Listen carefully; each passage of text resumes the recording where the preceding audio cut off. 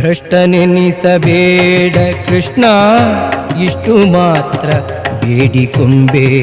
ಶಿಷ್ಟರೊಡನೆ ಇಟ್ಟು ಕಷ್ಟ ಬಿಡಿಸು ವಿಷ್ಣುವೇ.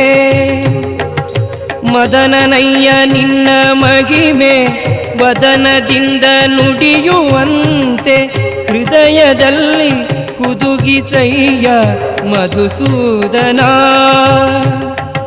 ಕವಿದುಕೊಂಡು ಇರುವ ಪಾಪ ಸವೆದು ಹೋಗುವಂತೆ ಮಾಡು, ಜವನ ಬಾಧೆಯನ್ನು ಬಿಡಿಸೋ ಶ್ರೀ ತ್ರಿವಿಕ್ರಮ. ಈಶ ನಿನ್ನ ಚರಣ ಭಜನೆ ಆಶೆಯಿಂದ ಮಾಡುವೆನು.